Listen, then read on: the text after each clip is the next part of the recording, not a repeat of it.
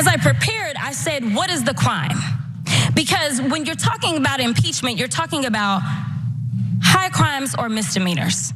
And I can't seem to find the crime. And honestly, no one has testified of what crime they believe the president of the United States has committed.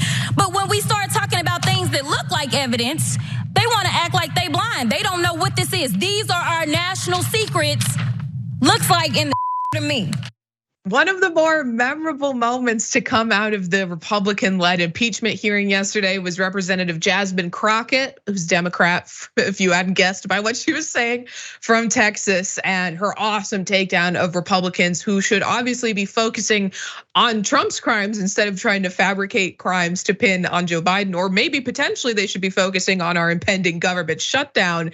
But no, instead they're using their resources to do whatever that nonsense was, and she read them perfectly, so I'll let her continue to speak. When we're talking about somebody that's committed high crimes, it's at least indictments. Let's say 32 counts related to unauthorized retention of national security secrets, 7 counts related to obstructing the investigation, 3 false statements, 1 count of conspiracy to defraud the United States, falsifying business records, conspiracy to defraud the United States, 2 counts related to efforts to obstruct the vote certification proceedings, 1 count of conspiracy to violate civil rights, 23 counts related to forgery or false document statements, 8 counts related to soliciting, and I could go on because he's got 91 counts pending right now. But I will tell you what the president has been guilty of. He has unfortunately been guilty of loving his child unconditionally, and that is the only evidence that they have brought forward. And honestly, I hope and pray that my parents love me half as much as he loves his child. Until they find some evidence, we need to get back to the people's work, which means keeping this government open so that people don't go hungry in the streets of the United States. And I will yield. So that was, you put it really well, Moz, absolutely. Yes. Just a fantastic moment from what was a 6-hour-long initial hearing into the Biden impeachment inquiry. So if you didn't watch it, I respect that, honestly. I watched a good chunk of it and it ruined my day. But that was a shining moment from it. And also the fact that it was kind of a disaster for the Republicans. So let's get into some of this from NPR. House Committee on Oversight and Accountability Chairman James Comer said the panel had uncovered a mountain of evidence. I'm sorry, reading that earlier and just now have made me laugh every single time because just knowing what I know about how little evidence they have. Must be the world's smallest mountain, and claimed Biden used his official government role for his family's gain. But Comer and his Republican colleagues didn't provide clear evidence backing up this massive allegation of wrongdoing. And it continues, among that evidence is thousands of pages of financial records and other information, but little has been publicly presented in the way of concrete evidence for an impeachable offense by Biden. Now, we're gonna get into in a second, another fantastic moment during this impeachment hearing. The 3 witnesses for Republicans didn't offer any direct knowledge of wrongdoing either. These are not fact witnesses. They have no firsthand or secondhand or any knowledge whatsoever, for that matter, of any wrongdoings on Biden's part. Now, these witnesses were subject to criticism by Democratic panel members. The witnesses themselves said it's not clear impeachable evidence against Biden. Take a look. Mr. Turley, I have a simple question for you.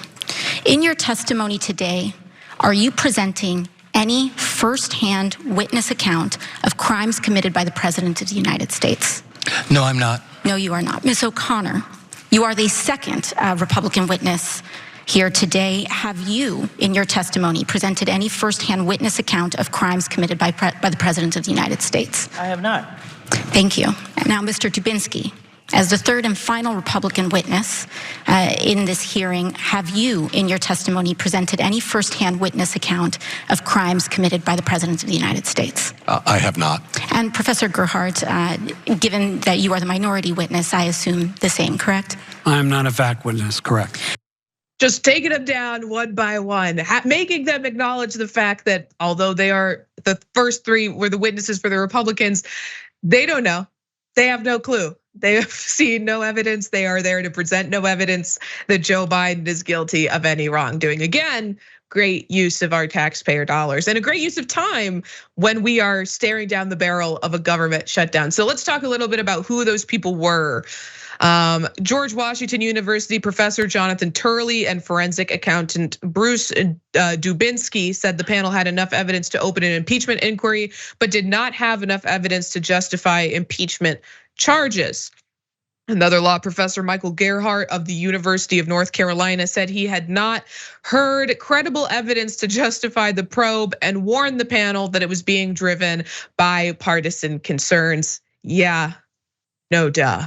I mean, right? I mean, guys, like this is obviously not just a partisan effort, but this is Trump being petty. This was Trump's directive for Congress because he feels scorned that he is twice indicted and he wants to force Joe Biden to feel that pressure, forcing these Republicans to make this their priority. And it's their own fault because they allowed Trump to have that much power within their party. And now they're forced to do all these types of charades and shenanigans.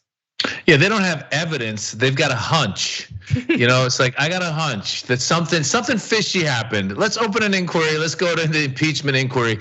It's so ridiculous. The Republican Party has become the head in the sand party because they will not admit that their leader is a criminal. Anytime anyone in the Republican Party has something happen to him, all of them go running. Nobody stands up to anything. We just had Bob Menendez come out with all these accusations, which are very clearly, he seems very guilty. He's innocent until proven guilty, but it looks very guilty. We got Gold Bar showing up.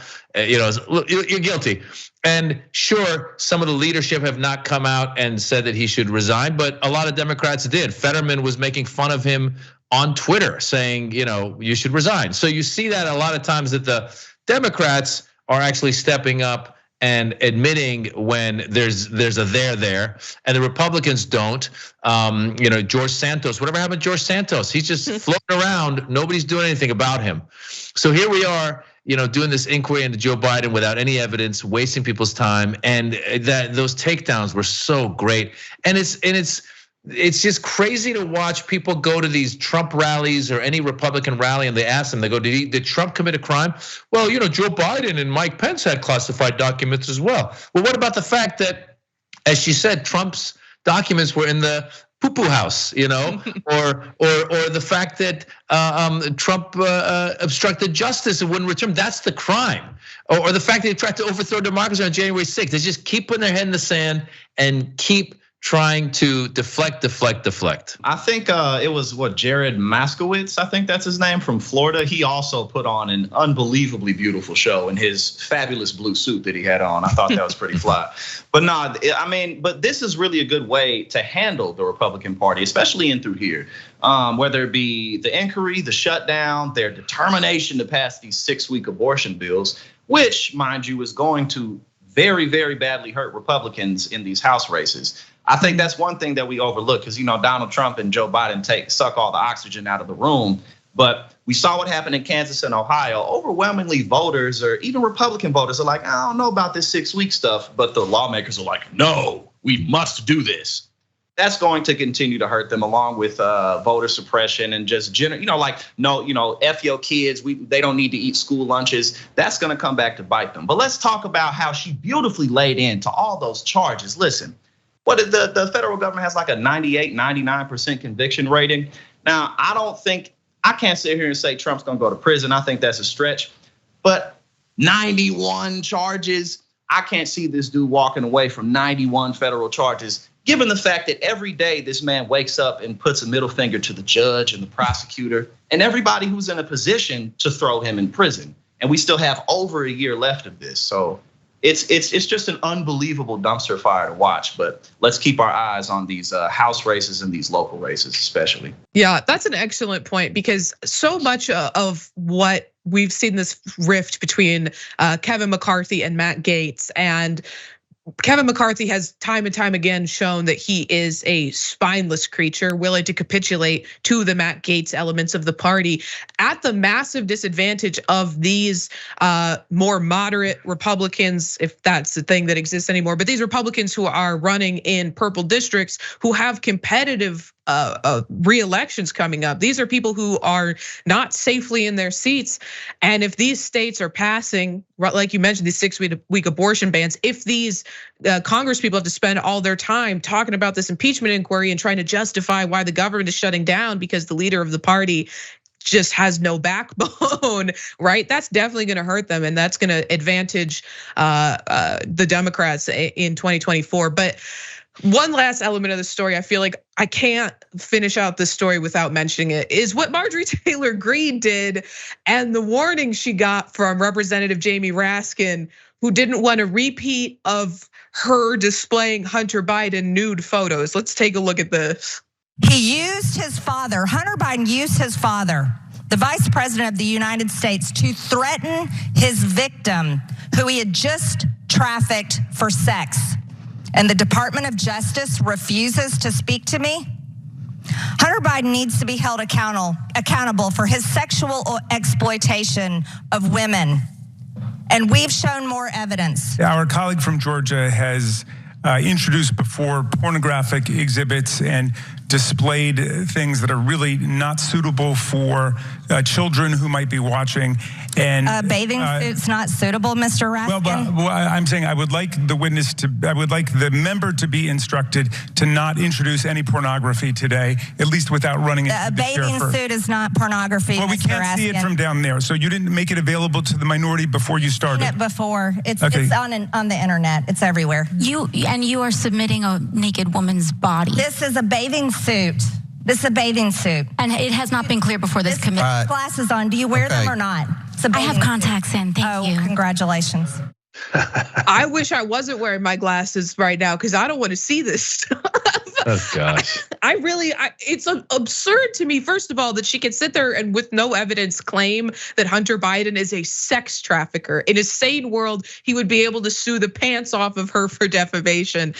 But then to show a picture of a naked woman's body, well, she says she's wearing a swimsuit, but she has previously tried to show on the floor of Congress fully nude photos of Hunter Biden. She didn't try. She did. She did. Yeah. Right. She didn't try.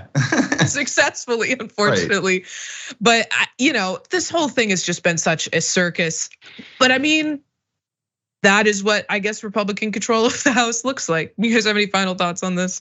I don't recall if there was ever a time where there was so many bozos in Congress. I mean, there's always been bozos, but it feels like there's a lot of bozos, between her and Lauren Boebert and Jim Jordan and Gosar. It's just bozo central. And I'm at a loss for words because you used to think, member of Congress is someone who's, educated or knows something, has a little bit of class. And it's just, it really is the worst of the worst. I mean, this lady, I don't know how she got elected. I know it's a conservative district, I get it.